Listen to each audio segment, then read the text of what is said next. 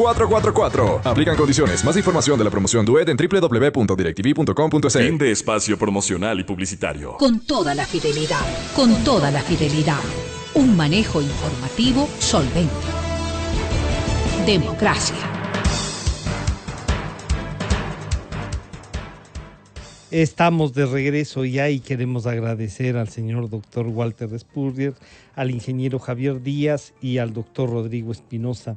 Pero para iniciar este diálogo que tiene que ver con el tema económico, la llegada del crédito del Fondo Monetario, qué se debe priorizar, por dónde ir. Algunos dicen, oigan, no hablen mucho, eso no alcanza, falta todavía para diciembre una plata. Y así todo el déficit va a seguir ahí.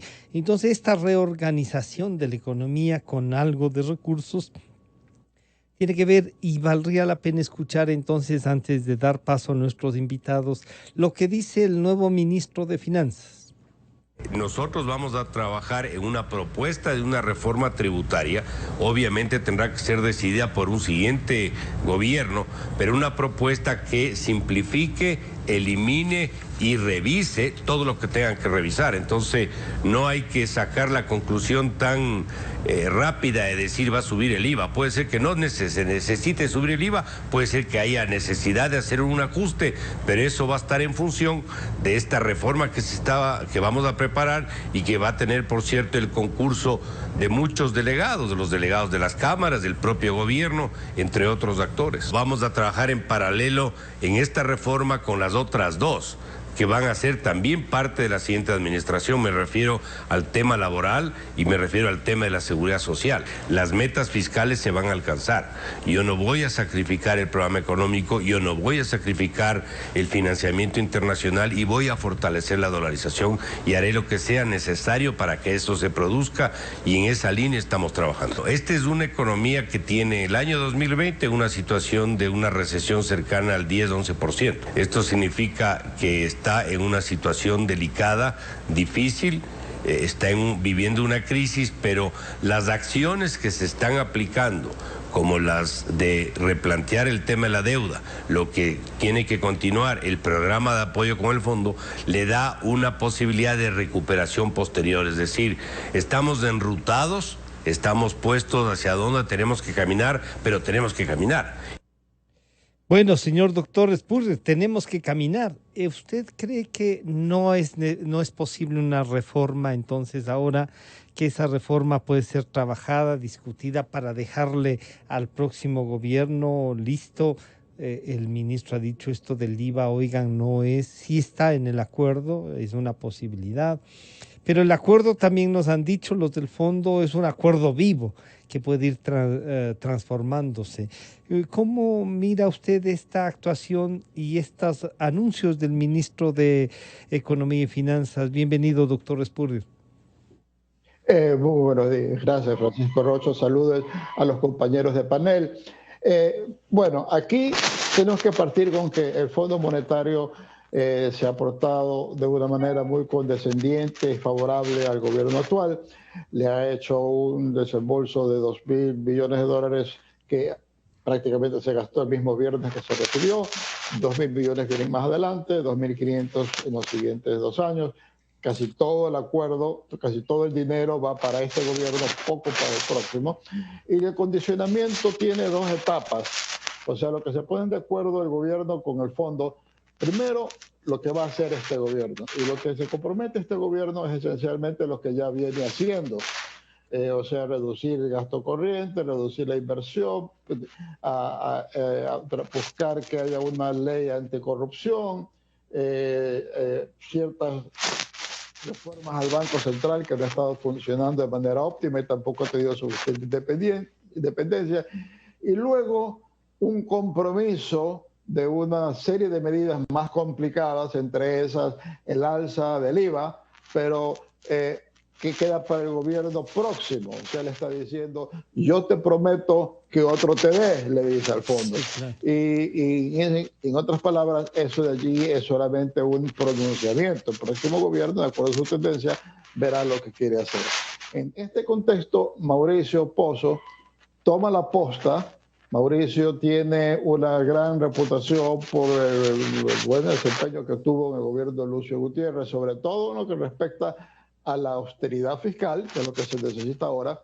Y segundo, me parece que hace muy bien en decir, yo voy a buscar un consenso en distintos actores sociales y económicos y políticos para los proyectos de ley que tiene que aprobar el próximo gobierno, o que nosotros decimos que tiene que aprobar el próximo gobierno.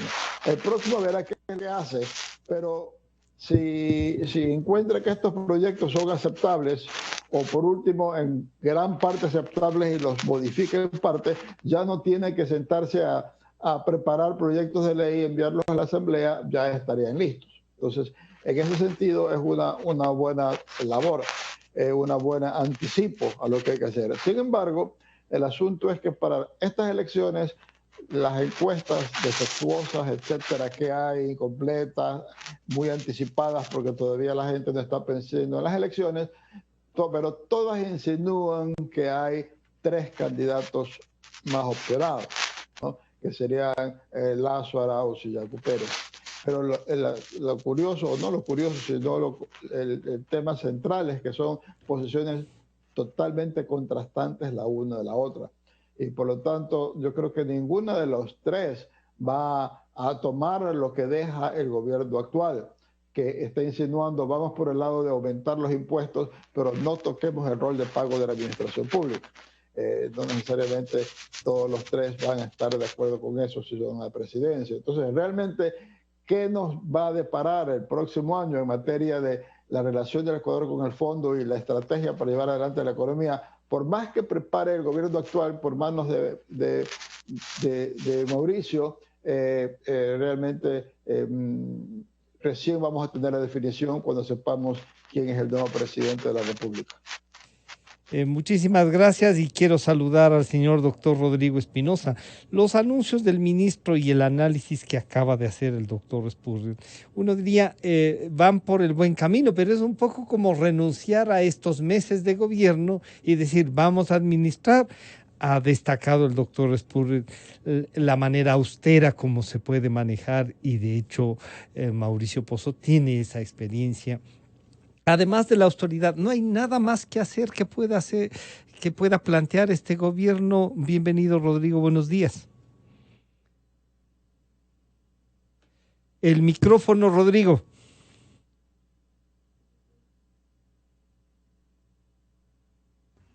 Ahí sí. Ahí. Bueno, muchísimas gracias y saludos a Walter y a Javier. Mire, el acuerdo con el fondo es asequible a modificaciones, principalmente en lo que hace relación a política. Lo que le interesa al país, lo que le interesa al fondo también, es que se pueda equilibrar las cuentas fiscales. Eso es importantísimo porque el problema que hemos tenido en los últimos años es un desequilibrio fiscal muy grande, un tamaño del Estado que no puede mantenerse dados los recursos que el país cuenta, que el fisco tiene. Entonces, eso hay que reducir. Y yo creo que Mauricio lo que piensa hacer es ver la posibilidad de que la reducción de gastos de una manera eficiente permita alcanzar niveles de presupuesto del Estado que equilibre las cuentas antes de lo que se está programando en el acuerdo en esta carta de intención, llamémoslo así. Ver la posibilidad de que se pueda lograr un equilibrio fiscal antes del 2022, que es lo que se está poniendo, y que para el 2021 ya podamos alcanzar un nivel de cuentas fiscales que permita al gobierno adoptar políticas que empujen el desarrollo económico, porque eso es indudable. El país viene atravesando una política de estancamiento desde hace mucho tiempo Y eso también debilita las cuentas fiscales. Eso debilita a la actividad económica. Entonces hay que buscar a la par políticas que permitan un desarrollo económico. Si algo ha asustado,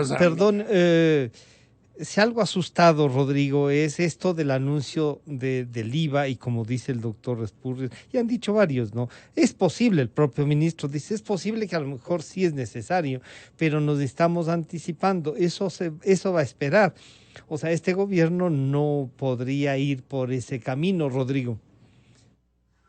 Sí, lo que le digo es que en realidad yo creo que el tamaño del Estado es tan grande y hay tanta grasa, hay tanta corrupción, hay tanta impunidad que permite realmente con procesos eficientes, eficaces, reducir mucho más de lo que se está programando en el acuerdo de gastos. Y eso es para mí es lo más importante, eso es lo prioritario, reducir los gastos del sector público, aquellos gastos que ni siquiera tienen un efecto positivo sobre la producción, sino que son trabas que están impactando negativamente al crecimiento económico del país. Entonces, en la medida que usted resuelva alcanzar un tamaño del Estado adecuado y que le permita que una parte de los recursos, de los ingresos normales del Estado pueda destinarse a políticas de desarrollo es importante. Quiero saludar Sí, perdón. Y utilizar de los financiamientos que vienen de los multilaterales para impulsar lo que digo, el desarrollo. Hay que impulsar el crédito en el país que permita realmente crecer más rápidamente. El Ecuador tiene una capacidad ociosa muy grande en la economía. Entonces es más fácil crecer.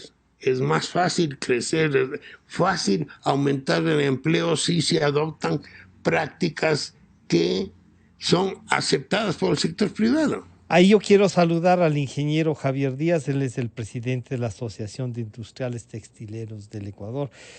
Javier, bienvenido, buenos días. Bueno, aquí está el análisis económico. Ustedes deben enmarcarse en ese análisis económico, pero también hacer una propuesta, la reactivación. Parece que esa plata que llegó, Rodrigo dice, hay que ir en la línea de financiamiento, pero parece que esa ya se gastó porque había que pagar y espero que en algunos casos proveedores del sector que usted preside también puedan recibir los pagos que estaban atrasados. ¿Cómo miran ustedes estas propuestas del ministro nuevo, de Mauricio Pozo, y también el desarrollo de una agenda económica? Javier, bienvenido, buenos días. Muchísimas gracias, Francisco. Muy buen día a todos los que nos escuchan y bueno, un saludo a Walter y un saludo a Rodrigo. A ver, yo creería que hay que ver las cosas también desde lo micro, ¿no? Es decir, estamos siempre, y es obvio que es sumamente importante la estabilidad macroeconómica para que haya un buen desenvolvimiento en general en cualquier economía y en cualquier país. Pero también no se puede dejar de lado la importancia de tener políticas que apunten hacia lo micro. Y ahí es donde creo que estamos de alguna manera fallando en el país ya durante muchos años, puesto que nos hemos concentrado principalmente en la parte macro. Y nosotros lo que vemos desde la parte productiva es que efectivamente sí, hay muchas trabas, hay muchas dificultades, hay pocos incentivos, hay poca claridad sobre lo que se pretende hacer como país en las actividades privadas. No hay claridad hacia dónde apunta la política agraria, no hay claridad hacia dónde apunta la política comercial, no hay claridad hacia dónde apunta la política industrial. Cada una va a ritmos diferentes, con distintas ideas y distintos actores liderándolas, y eso hace que muchas de las actividades estén sufriendo a la final estancamiento o reducción.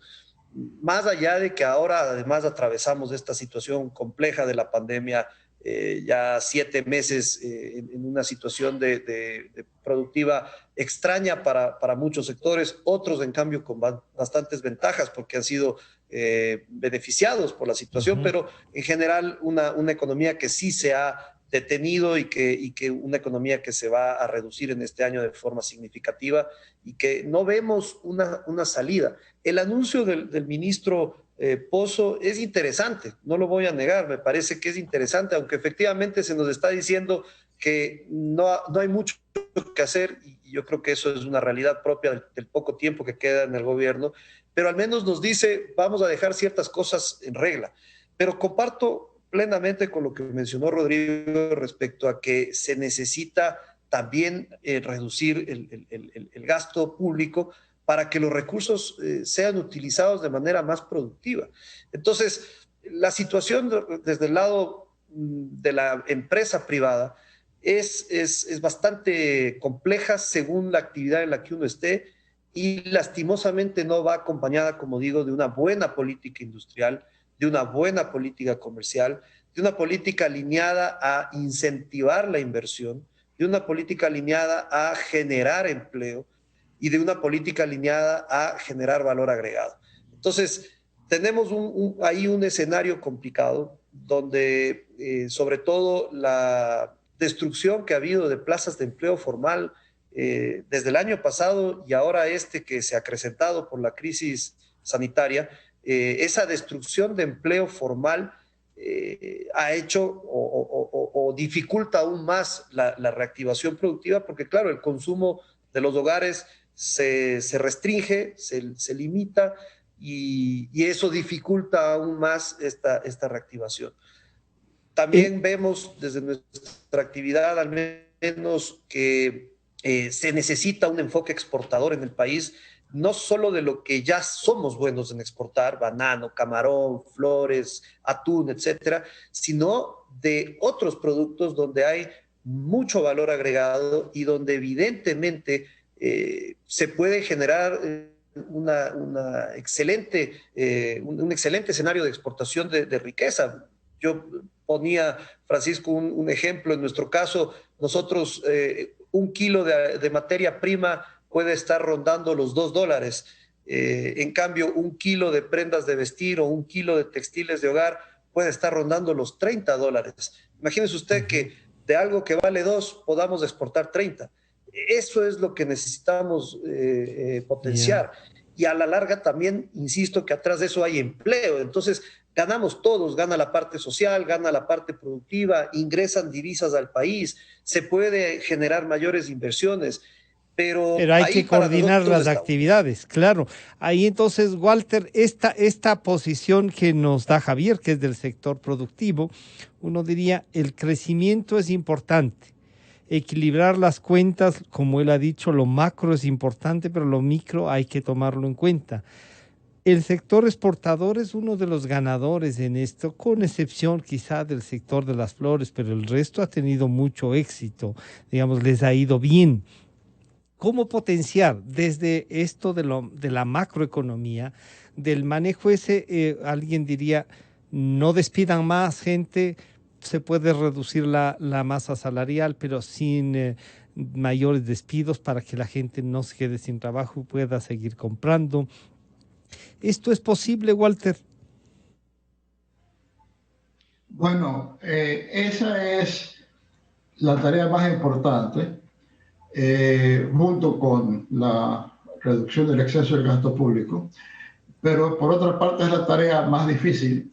Y los 2 acuerdos que hemos tenido con el fondo no se han centrado tanto en eso. Se ha centrado en la parte del déficit fiscal, pero no en cómo ganar productividad.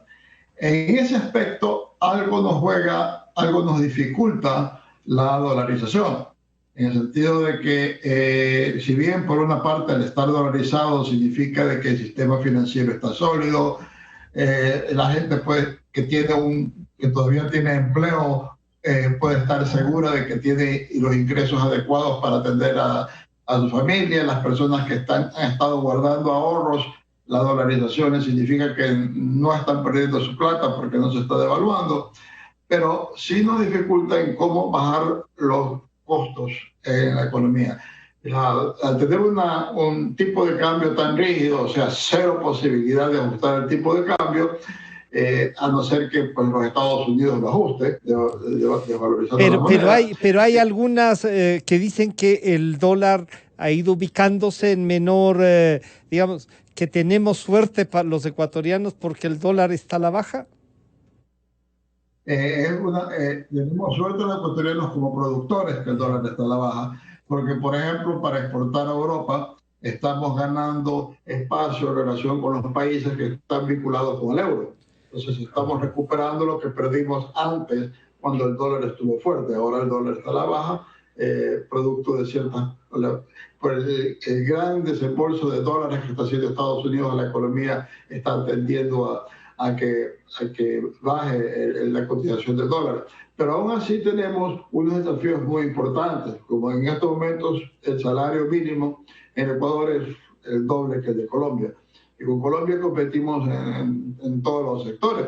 El sector textil es un sector en el que Colombia es muy fuerte, estamos nosotros junto a ellos. ¿Y cómo podemos competir nuestra producción con los colombianos con una mitad de costo, además de que tienen un mayor desarrollo industrial que el Ecuador? Entonces, tenemos que de alguna manera compensar. Una manera de compensar es por el lado de tener un sector laboral más flexible, de no tener que estar pagando sobresueldos cada vez que se cambian los horarios de los trabajadores o los días de trabajo, o cuando se requiere tener empleados eventuales, porque en el sector productivo hay veces que uno necesita tener más mano de obra y otras veces menos mano de obra, de acuerdo a cómo va la economía de los países que son clientes. Otra cosa es los servicios que da el Estado, que dé servicios mucho más eficientes, y eso pues nosotros no tenemos eso, más bien el Estado traba. Por ejemplo, lo veo un caso tontísimo, pero ahora de que mucho del comercio se está haciendo por Internet, se está comprando por Internet, la gente, los emprendedores de que quieren vender, deberían poder vender a través de tarjetas de crédito, y por eso requieren un botón de compras, que en otras partes se consigue muy fácilmente. Aquí es un trámite burocrático que toma meses. Entonces, no hay esa posibilidad de hacerlo. Entonces, también se requiere repensar el Estado en función de que quienes estén trabajando en el Estado estén dando servicios y no sencillamente sean posiciones burocráticas donde lo que se busca es trabar a la actividad económica. Entonces, en ese sentido, son algunos cambios y por eso se habla de las reformas por la laboral. Eso se requiere reformas por el lado de cómo se maneja el sistema financiero. El gobierno de Rafael Correa buscó controlar la banca para que la banca haga lo que él quiera, corriendo el riesgo los dueños de los bancos, pero haciendo lo que él quiera, llevándose plata de los bancos para financiar el gasto público a través de tomar la plata del Banco Central. Eso tiene que cambiarse también, tiene que encuadrarse más la banca nacional dentro de las normas internacionales. Tiene que haber una reforma también para el mercado de valores, para que, y eso se ha tornado evidente con el caso del Expol, ¿no? Y el caso de ¿Usted creería que eso solo es una reforma, doctor Spurrier, lo del mercado de valores? ¿No acabamos de descubrir que eso es una farsa? Voy a perder el dinero. Entonces hay una serie de reformas que tienen que hacerse, son más complicadas, pero se puede ir ganando con mucho esfuerzo, se puede ir ganando en competitividad. Doctor Espinosa, esto que se puede hacer, el doctor Spurrier nos decía, hay que reformar el mercado de valores, hay que buscar que el Banco Central comience a fortalecerse, pero tenemos una gerente ahí correísta, bueno, alguien diría, pero el presidente también era. Pero bueno, lo del mercado de valores y esto que nos plantea, al parecer nos encontramos con una farsa total, doctor Espinosa, y en medio de las reformas todo esto lo que hay que hacer. Mire, el Ecuador necesita manejarse con mucho más eficiencia, muchísimo más eficiencia. Entonces hay que tener objetivos. Yo creo que los objetivos ahora presentes son lograr un superávit fiscal. Y el otro es desarrollo económico, crecimiento económico. Y el crecimiento económico tiene que venir de afuera. Es las exportaciones, son las que generan, facilitan el crecimiento económico. Entonces hay que impulsar en forma firme los tratados de libre comercio. Sé que hay problemas en las discusiones de los tratados de libre comercio porque el Ecuador está poniendo trabas en algunos aspectos. Ya el Ecuador firmó un acuerdo con Europa que tiene una política, ese acuerdo, similar a lo que piden los otros acuerdos. El Tratado de Libre Comercio con los Estados Unidos es clave porque da seguridad jurídica, permite ampliar la capacidad que el país tiene de expandir sus exportaciones, expandir no solo exportaciones de bienes, sino de servicios. Entonces, ese sector de la economía cuyo motor de crecimiento sea las exportaciones, hay que impulsar,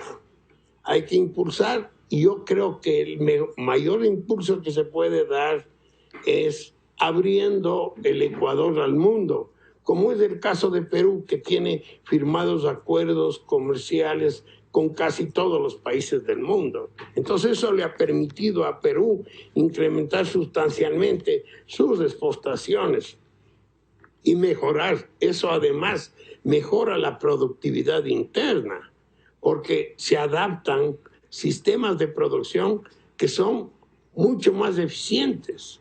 Todo eso permite los tratados de libre comercio. Pero indudablemente la economía, el objetivo debe estar guiado para todo el manejo del sector público. Los ministerios deben estar coordinados hacia cumplir ese objetivo. No puede ser que el ministerio que se encargue, por ejemplo, de la promoción de los tratados de libre comercio esté demorando con cosas, impidiendo cuestiones que tienen que ver, por ejemplo, con propiedad intelectual, que son cosas que ya el Ecuador ha discutido y se ha dado cuenta de que un país pequeño como el Ecuador no tiene mucho que defender en propiedad intelectual. Pero fue eso lo que, Rodrigo, fue eso lo que no le permitió firmar anteriormente. El Congreso frenó el acuerdo por propiedad intelectual. Digamos, han habido problemas con las discusiones con México porque hay todavía trabas que pensamos que ya se podían haber eliminado, pero lamentablemente yo creo que los funcionarios públicos que están a cargo de los tratados de libre comercio deben estudiar sobre lo que va dentro del Tratado de Libre Comercio. Yo estuve, le digo como experiencia, yo dirigí servicios financieros cuando discutíamos el tratado con los Estados Unidos. Y tuve que pasarme leyendo para ver cuáles los fundamentos del tratado en lo que tiene relación con servicios financieros. Y todo era positivo para el Ecuador.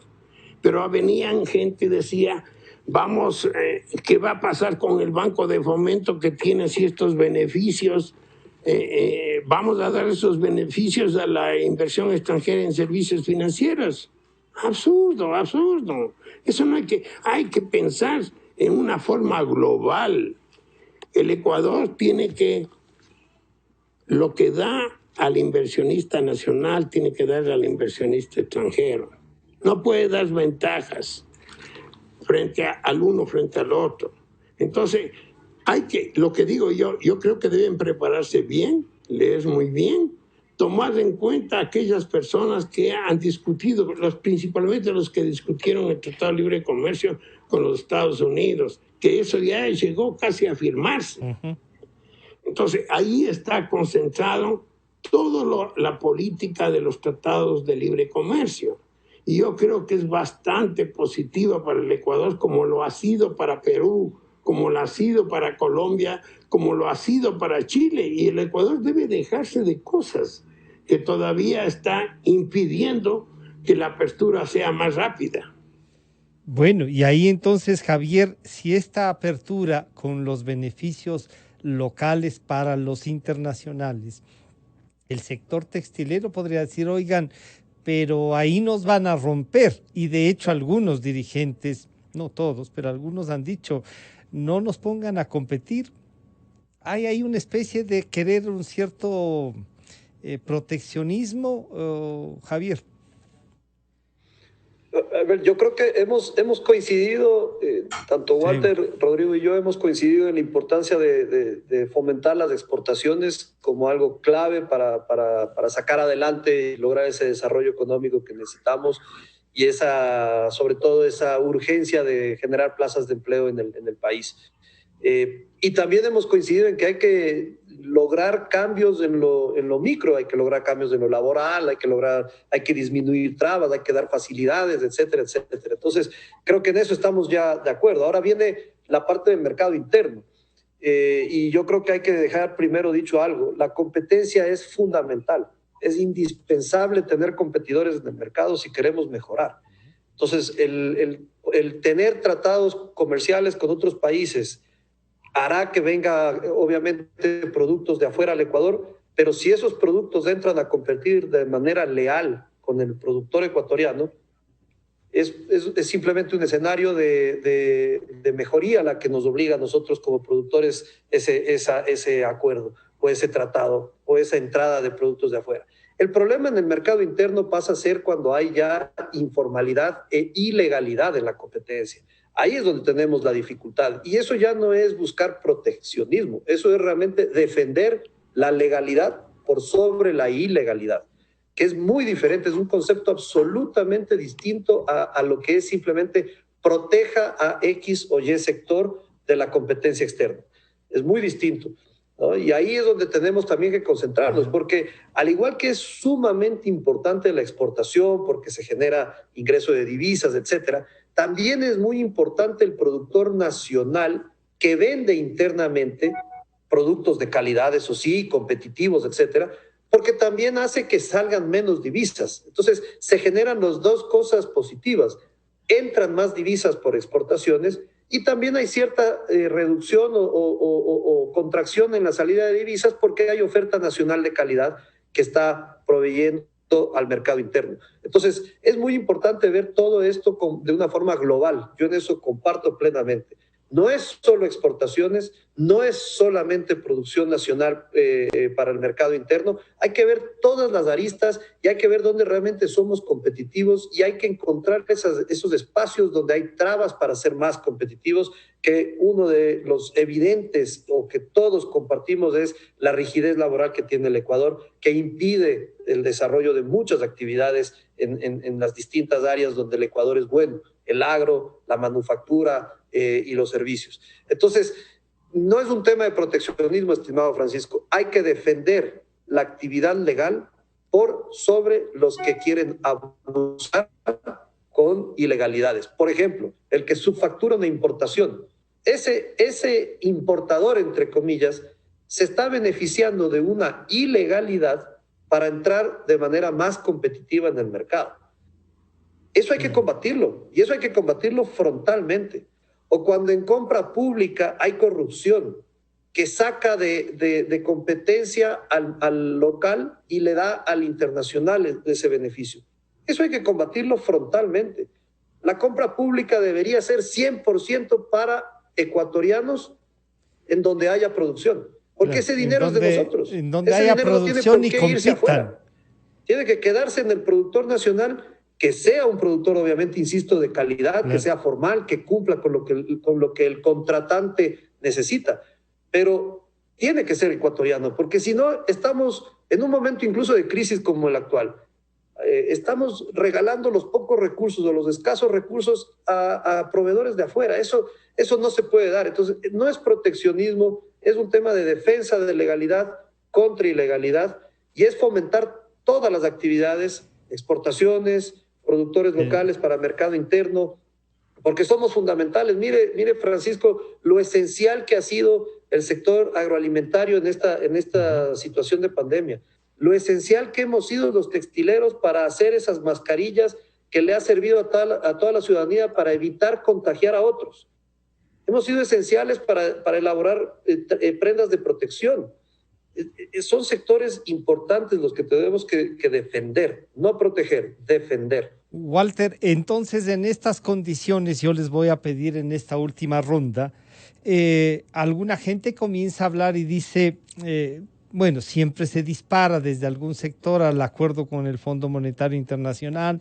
Algunos llegan a plantear que si llegan al gobierno después de este proceso, no tendrán acuerdo con el fondo. No nos dicen cómo lo van a sustituir o qué van a hacer.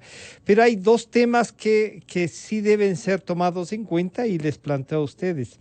El acuerdo con el fondo dice que hay que aumentar el tema social, que hay que mejorar eso, pero también ha sido muy generoso y dicen, oiga, de rígidos como eran, están pasándose un poco, veamos qué se puede hacer. Ese cambio de visión del fondo y de todas maneras siguen disparando. ¿Qué hacer, Walter?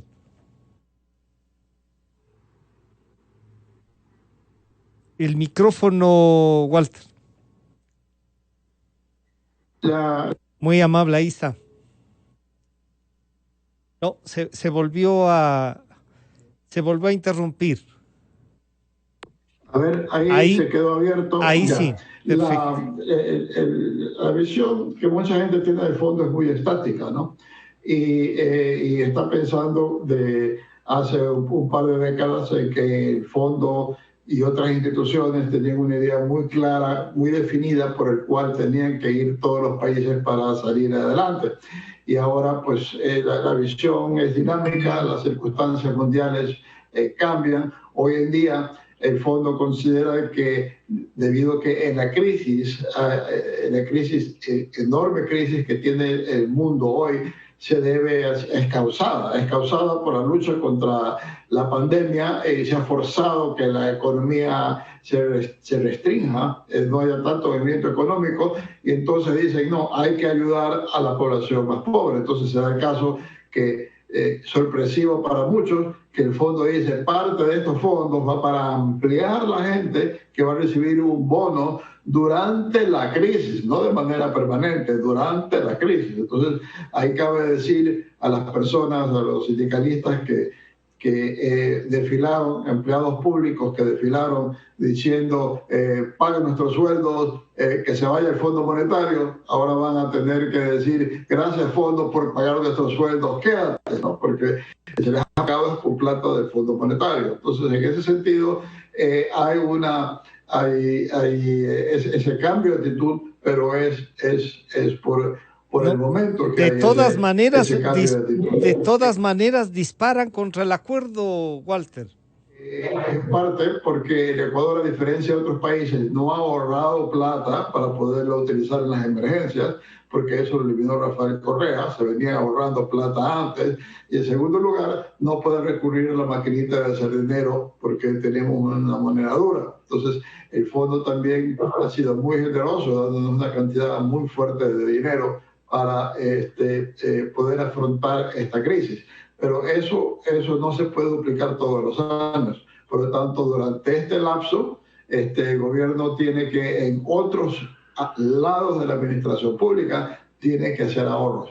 Yo pienso que tiene que hacer, como dice Rodrigo, tiene que hacer los ahorros por el lado del gasto corriente, y lo está haciendo más por el lado de capitales.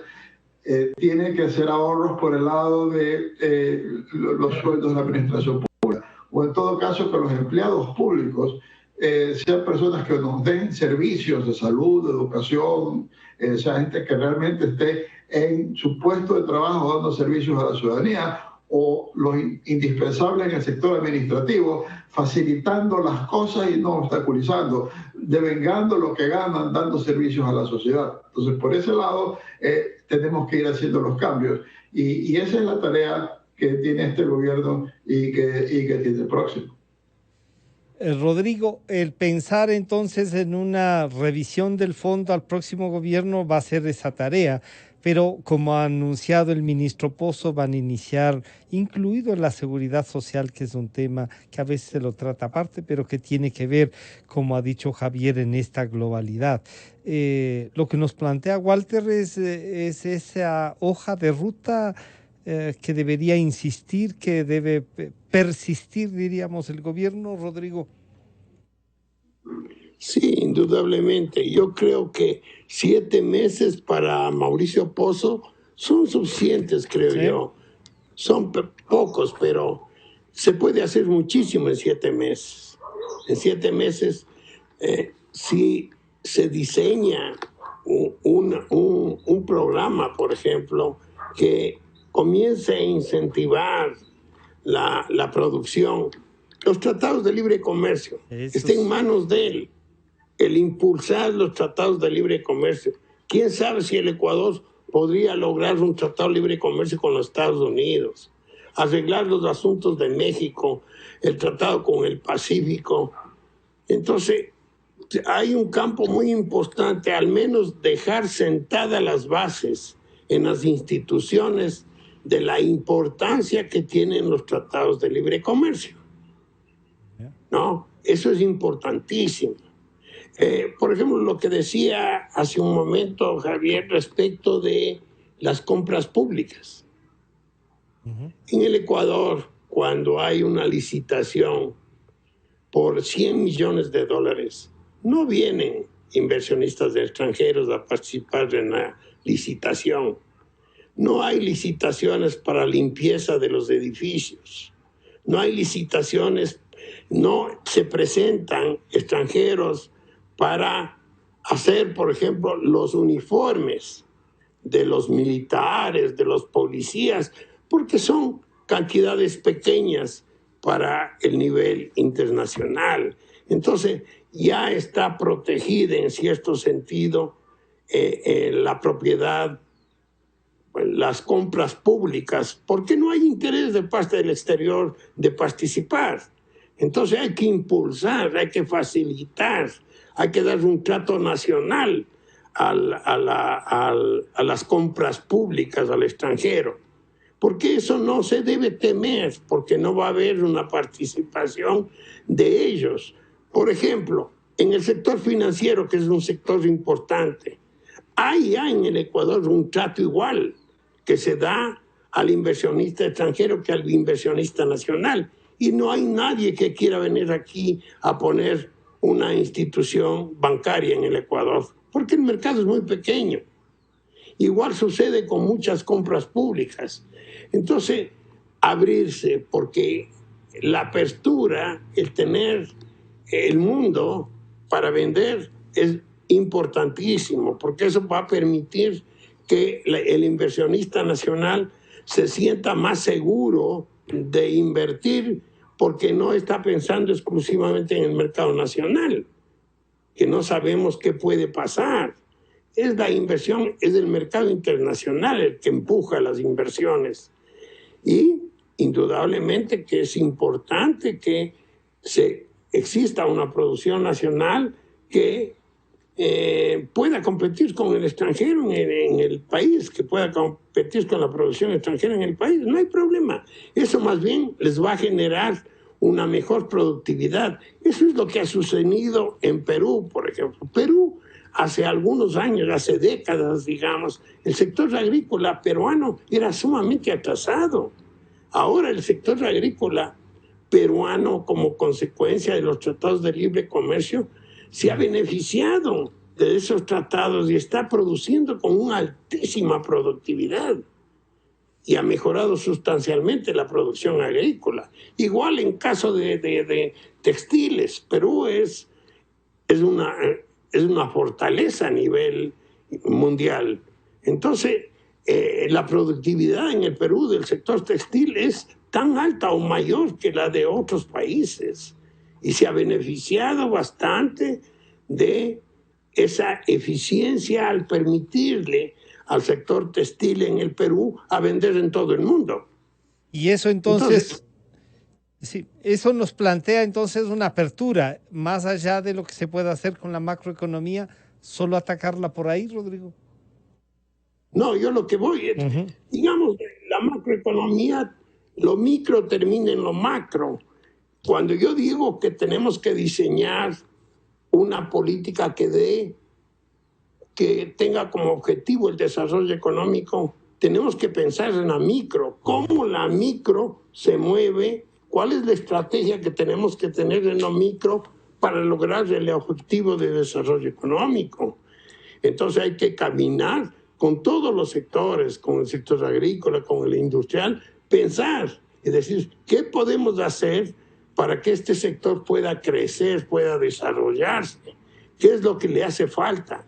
Eso hay que, indudablemente, por lo general, las medidas que requieren cada uno de los sectores, hay muchísimas que son comunes.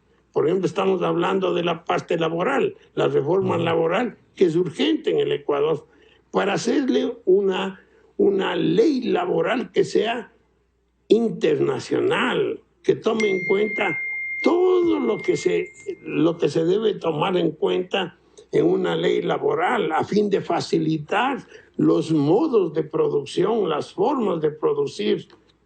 Y los momentos, ¿no? Una amplia gama de posibilidades. Que eso le va a beneficiar a quién? Al trabajador y le va a beneficiar al productor. Entonces hay que internacionalizar también el asunto de la reforma laboral. Encontrar caminos de producción que en el Ecuador no se permiten y que en otras partes son permitidos. Javier, para concluir este diálogo, entonces, el sector productivo también tiene un rol que jugar aquí, o sea, en planteamientos, en producción, en competitividad, y eso es un compromiso también, o sea, que lo que a veces se habla de la rigidez laboral, que no sea la falta de pago a la seguridad social, que no sea el pagar lo que dice la ley, todo ese es un compromiso también, Javier. Sí, estimado Francisco, ahí hay un reto conjunto, porque a la final esta es una discusión de la sociedad completa, no es solamente de A o B actor, somos todos los que a la final estamos de alguna manera afectados positivo o negativamente por el Código Laboral, o los otros dos temas que muy bien ha mencionado el ministro Pozo, el tema de la seguridad social y el tema tributario. A mí, la verdad que cuando declaraciones me quedé con mucha tranquilidad, más allá de conocer a Mauricio como una persona experta en la materia económica. Creo que fue muy sensato su pronunciamiento respecto a voy a dejar al menos la estructura de 3 borradores importantes, de la reforma tributaria, la reforma de seguridad social y la reforma laboral. Para mí eso fue un gran anuncio desde el punto de vista del poco tiempo que queda.